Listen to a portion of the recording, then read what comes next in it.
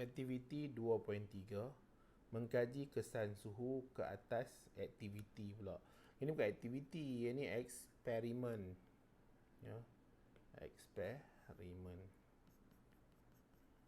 Kamu betulkan lah. Nak betulkan macam mana, kamu liquid lah ya. Takkan tak ada liquid. Liquid pun macam-macam jenis sekarang ada kan. Jadi eksperimen 2.3B. Okay, 2.3B. Iaitu mengkaji kesan suhu ke atas kadar fotosintesis. Jadi kita nak tengok kesan suhu terhadap kadar fotosintesis. Jadi bila ada perkataan kadar ni, dia melibatkan masa. Jadi kita punya pemberi ubah bergerak balas tu adalah kadar fotosintesis ni lah. Ataupun gelembung udara yang terhasil, gelembung gas oksigen yang terhasil. Okay, semua gambar rajah ni dia tak apa nak betul sangat lah ya. Kamu boleh buka muka surat 48. Muka surat 48, buku teks. Buku teks bahasa Melayu ya, bahasa Inggeris juga tak pastilah. Buku teks bahasa Melayu, muka surat 48, ada gambar rajah yang lebih bagus lah. Di mana dia ada beaker dia tu. Ada beaker dia tu. Kemudian diletaklah tabung didih. Okay? Letak tabung didih. Nak letak tabung uji pun boleh, tak ada masalah. Sebab apa, tabung didih ni kita guna bila kita nak didihkan sesuatu. Jadi di dalam ni nanti akan ada termometer dan ada pokok lah. Ada pokok Hydrilla species. Okay, Hydrilla species. Jadi macam mana kita nak manipulasi dia punya suhu kat luar ni lah. Dekat luar ni. Okay, dekat kawasan luar ni, kalau kita nak suhu rendah, kita letak ais. Kalau kita nak suhu tinggi, kita letaklah air panas. Okay, air yang suam ke. Ikutlah kepada suhu yang kita nak. Jadi kita boleh ubah sesuai. Jadi suhu tu macam mana? Kadang-kadang ada orang dia tak nak fikir macam mana nak manipulasi suhu air. Nak manipulasi suhu air, kalau suhu air tu kita ada 80 darjah Celsius. Jadi macam mana kita nak rendahkan suhu air? Kita campurlah dengan air yang sejuk. Air pipe tu yang dia punya suhu 20 darjah Celsius. Kita ada suhu air 80 darjah Celsius. Jadi kita tuang sikit, kita tengok kat termometer. Tuang sikit lagi, tengok kat termometer. Kita nak suhu berapa? 35 darjah Celsius. Kita nak suhu 40 darjah Celsius. Kita tuang sikit-sikit, kita tengok termometer. Tuang lagi, kita tengok termometer. Jadi kita akan dapat suhu yang sepatutnya. Sebab kita bukan nak tunggu lama.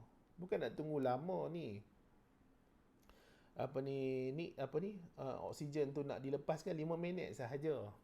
Lagi satu, kita nak tengok kepada konsep asas yang mana kita nak fahamkan bahawa suhu ni dia mempengaruhi kadar fotosintesis. Itu sahaja. Okey, kesan suhu terhadap kadar fotosintesis. Kemudian kita ada penyataan masalah. Selalunya penyataan masalah ni ada tanda soal. Jadi apakah kesan suhu ke atas kadar fotosintesis?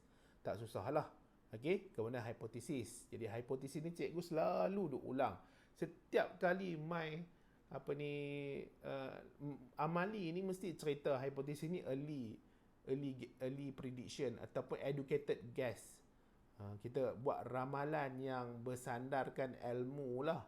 Yang kita rasa kenapa ataupun apa jawapan bagi penyataan masalah ni. Apa result yang kemungkinan kita akan dapat.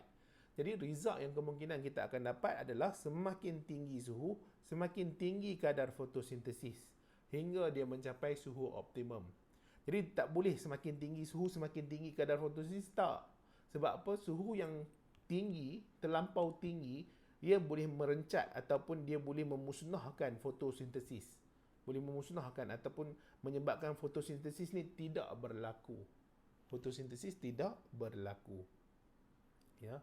Sama macam tubuh badan kita lah. Kalau suhu terlalu tinggi sangat, tak boleh nak bekerja. Tubuh badan tak boleh nak ada metabolisme.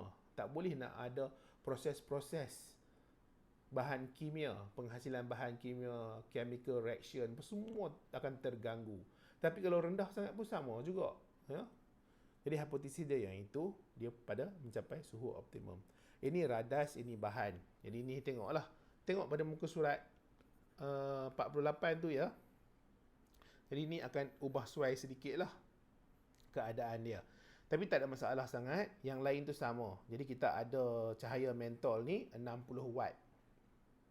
Kemudian jarak ni kita takkan ubah sebab dia dimalarkan, dia pun boleh ubah dimalarkan, jarak akan sama lah. Kalau kita nak guna 5 cm, 5 cm je untuk semua. Kalau 10 cm, 10 cm. Tapi dalam buku teks tulis 10 cm. Jadi kita ikut saja. Ya. Kemudian kita set upkan dia macam ni lebih kurang ikut dalam buku teks tu.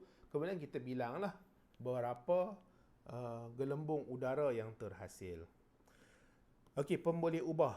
Ulang banyak kali kan. Tak tahulah kalau ada 20 eksperimen yang kena buat 20 kali ulang tentang pemboleh ubah ni. Jadi kita ada pemboleh ubah dimanipulasikan, iaitu kita manipulasi, kita ubah-ubah dia adalah suhu. Jadi ada suhu mungkin 10 darjah Celsius ke, 20 darjah Celsius ke, 30 darjah Celsius ke, kita ubah-ubah dia. Kemudian ada pemboleh ubah yang bergerak balas. Jadi bilangan gelembung gas yang dibebaskan dalam 5 minit. Kadar transpirasi pun adalah bergerak balas lah. Ya, sebab kita kira dia tu nanti. Jadi selalunya kalau kita ada nak buat graf, ni selalu juga cikgu ulang. Paksi X ni adalah yang dimanipulasikan, paksi X. X ni, X axis dimanipulasikan. Y axis ni adalah yang bergerak balas. Dan selalunya bila kita nak cerita tentang inferen, kita mesti kena kaitkan antara bergerak balas dan dimanipulasikan. Dan inferen tu apa? Inferen ni adalah logical reasoning. Sebab kenapa benda tu berlaku. Contohnya kalau kita tengok, kalau kita guna suhu 60 darjah Celsius. 60 darjah Celsius tidak ada bubble langsung keluar. Ataupun kita guna suhu 80 darjah Celsius. Kita tengok tidak ada gelembung udara langsung keluar. Jadi kita kena bagi sebab. Kenapa tidak ada gelembung udara? Disebabkan suhu 80 darjah Celsius itu adalah suhu yang boleh menyebabkan protein ataupun enzim yang terlibat dalam proses fotosintesis termusnah atau dinyah asli. Denatured.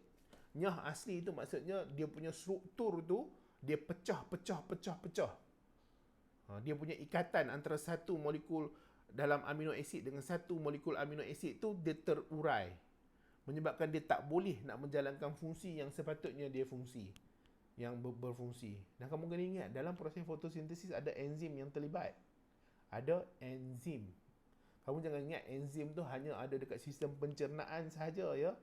Dia ada pada kebanyakan proses kimia yang berlaku di dalam badan. Kebanyakan proses metabolism yang berlaku di dalam badan. Enzim. Dia catalyst, dia pemangkin. Okey. Jadi dimalarkan kita ada jenis tumbuhan, kepekatan larutan natrium hidrogen karbonat 0.2. Apa fungsi natrium hidrogen karbonat ni? Untuk membekalkan karbon dioksida bagi tumbuhan.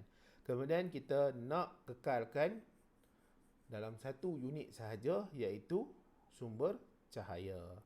Kemudian prosedur. Prosedur ni kita set up benda tu lebih kurang sama lah. Kita susun alat radas kita ni. Lepas tu kita ukur. Lepas tu kita ubah suai suhu dengan macam mana. Kita panaskan air. Kita bubuh ais. Okay. Jadi cikgu dah cerita tadi yang awal-awal tadi. Jadi kita ada suhu yang 10 darjah Celsius. Macam mana kita nak dapatkan suhu 10 darjah Celsius ni? Kita guna ais. Kita letaklah ais dalam ni. Kemudian kita tengok pada termometer. Kalau suhu dia rendah sangat, contohnya 7 ke 6, kita campur dengan air biasa. Air biasa yang kemungkinan suhu dia 20 darjah Celsius.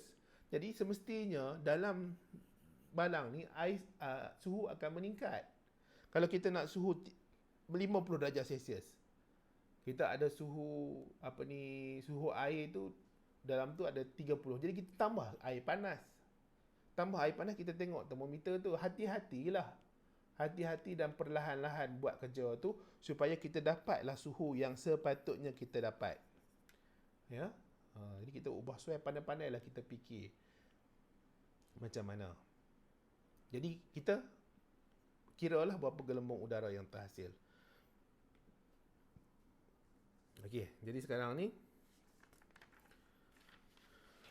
cikgu boleh katakan yang suhu 35 ni adalah yang paling bagus sekali. Sebab apa? Tindak balas enzim kebanyakan bagi organisma ni adalah pada 36 ke 37 macam tu lah. dia punya suhu yang paling optimum. Tapi ada jugalah cikgu apa ni, terbaca, adalah zaman belajar dulu, dia tak semestinya semua organisma sama. Ada juga organisma ni, contohnya mikroorganisma, yang enzim dia tak ada masalah, boleh bertindak balas pada suhu yang sangat tinggi. Sebagai contoh, ada bakteria-bakteria tu, dia hidup di kawasan kolam air panas. Jadi tak ada masalah, dia boleh hidup kat situ. Jadi enzim-enzim yang ada dalam badan dia, protein-protein yang ada dalam dia punya sel tu, boleh berfungsi dengan baik sahaja. Ada juga pokok-pokok tertentu yang enzim dia kalau nak bertindak balas, dia kena suhu sedikit tinggi. Tak salah cikgu, ada pada buah nenas ya, pokok nenas. Tapi kebanyakan dia macam manusia jugalah, enzim bertindak balas lebih kurang 36-37 darjah Celsius. Okey. Jadi sekarang ni kita tengok apa jumlah bilangan gelembung gas yang dibebaskan. Jadi kalau suhu 10 ni tak apa nak bagus lah untuk enzim. Jadi mungkin ada 2 gelombang. Suhu 20 mungkin ada 10. Suhu 30 ada 25. Suhu 35 ada 30. Suhu 40 ada 30. Jadi kadar fotosintesis nak kira macam mana? Kamu nampak tak? Minit negatif 1. Minit negatif 1 tu maksudnya apa? Dia 1 per minit. Okay, 1 per minit buat naik atas jadi negatif 1. Jadi sekarang ni maksudnya masa tu dekat bawah. Jadi masa dekat bawah, yang jumlah bilangan ni dekat atas lah. Jadi 2 akan bahagi dengan 5 minit. 2 akan bahagi dengan 5 minit. Okey. 2 bahagi 5 minit. Jadi 2 bahagi 5 minit 0.4.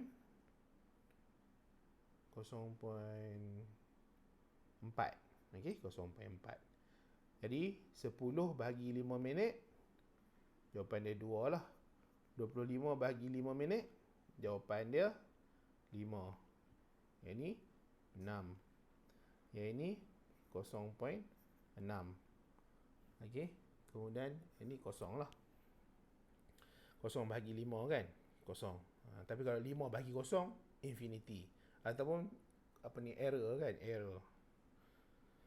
Cikgu dulu education major biology, minor matematik ya. Okey. Ni dia punya ni. Jadi kita tak guna yang ini. Kita tak guna yang ini kalau nak buat graf. Kita akan guna yang ini dengan yang ini. Yang ini apa? Pemboleh ubah dimanipulasikan. Okey. Pemboleh ubah manipulasi. Jadi yang ini adalah pemboleh ubah gerak balas. Okey. Pemboleh ubah bergerak balas, kita tak guna yang ini. Sebab apa? Tajuk dia kadar fotosintesis. Jadi kalau kita nak buat graf, kalau kita nak buat graf, ada paksi X dan paksi Y. Paksi X, paksi Y. Kena label ya. Label, tolong label, jangan tak label. Benda ni asas. Kamu kalau belajar tak label sejak daripada SPM, masuk matrikulasi kamu tak label, masuk degree kamu tak label. Ataupun bunga kembang tak betul-betul kembang. Okey, dia tak betul-betul orang kata apa cantik. Ada sesuatu yang tak kena dan tak lengkap. Ni kena labelkan. Jadi X ni pemboleh ubah yang manipulasi, pemboleh ubah manipulasi. Pemboleh ubah bergerak balas. Okey. Jadi kita ada manipulasi yang mana 10 suhu. Ni suhu lah. Suhu. Unit kena ada ya, darjah Celsius. Unit kena ada. Kita ada 10, 20, 30, 40, 50. Okey. 10, 20, 30, 40, 50. Bolehlah 60. Kemudian unit dia paling tinggi berapa? 6. Jadi kita boleh buat sampai 7 lah. Okey. 1, 2, 3, 4, 5, 6, 7. Cuba tukar warna dia. 1, 2, 3, 4, 5, 6, 7. Jadi kita gunakan 10 dengan 0.4. 10, 0.4 kat sini lah. Kemudian 20, 2. Kemudian 30, 5. 35. Kemudian 35, 6. 35 6. Okey, kat situ. Padamlah sajalah kan. Kamu lagi pandailah ni graf-graf ni, ya, belajar matematik tambahan. Cikgu dulu walaupun minor matematik, tapi cikgu dah lama tinggal. Lupa jugalah 0.6. Okey. Apa 40 ya? 40 0.6. Kemudian 50 kosong terus. Okey. Yang ni mungkin boleh letak sikit kat tengah ni kan. Okey. Jadi dia punya graf tu nanti dia akan lebih kurang macam tu. Jadi dia ada satu tahap ni dia paling optimum sekali. Okey. Dan semakin meningkat suhu, kamu nampak tak ni, semakin meningkat suhu, semakin meningkat dia punya ni kadar fotosintesis. Ini kadar fotosintesis ya. Kadar fotosintesis. Tulis bagi penuh. Kamu nak jawab exam, pastikan kamu jangan buat benda-benda yang salah yang boleh menyebabkan kamu tak dapat markah. Ni semakin dia meningkat suhu, ni suhu. Okey, semakin meningkat suhu, semakin meningkat kadar fotosintesis sehinggalah dia mencapai tahap optimum. Kadar fotosintesis itu mencapai tahap optimum.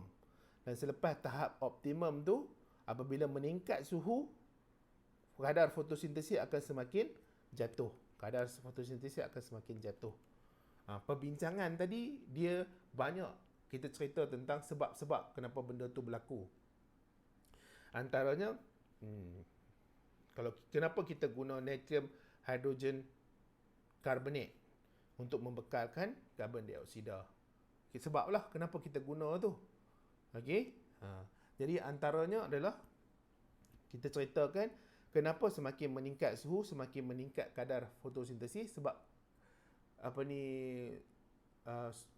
suhu yang semakin tinggi menyebabkan tindak balas enzim yang terlibat di dalam proses fotosintesis itu semakin aktif. Dan dia aktif sekali pada suhu 35 darjah Celsius, iaitu suhu optimum. Tetapi apabila suhu tu semakin tinggi daripada 35 darjah Celsius, menyebabkan enzim atau protein yang terdapat yang digunakan dalam proses fotosintesis itu akan berlaku nyah asli. Okay? Berlaku nyah asli disebabkan suhu yang tinggi. Itu adalah perbincangan. Perbincangan ni banyak tentang inference. Okay? Logical reasoning. Kenapa benda tu berlaku? Okay? Di sebaliknya. Kemudian kita ada kesimpulan. Jadi kesimpulan ni kadar fotosintesis akan semakin bertambah sehingga mencapai optimum. Okay? Jadi hipotesis diterima. Jadi kesimpulan ni dia lebih kurang dengan hipotesis.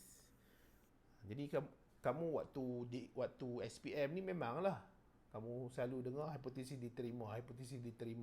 Tapi bila kamu sambung belajar nanti, kemungkinan juga ada berlaku hipotesis tidak diterima. Sebab result menunjukkan tak sama dengan apa yang kita jangkakan. Okay, sebagai contoh, tiba-tiba kamu dapat ni 40 ni meningkat lagi suhu, 50 meningkat lagi suhu. Jadi dia tidak ada tahap optimum. Jadi hipotesis ditolak lah. Sebab apa kamu tak dapat suhu optimum? Hipotesis ditolak sebab kamu tak dapat suhu optimum. Eksperimen yang kamu buat tu ada sesuatu yang tak kena. Itu sebagai contoh. Jadi ini adalah eksperimen 3.2 ya. Eksperimen 2.3. Bahagian yang kedua, bahagian B, melibatkan suhu. Bagaimana suhu tu mempengaruhi kadar fotosintesis bagi tumbuhan. Nanti kita akan sambung pada video yang seterusnya melibatkan kepekatan karbon dioksida dalam memberi kesan kepada kadar fotosintesis.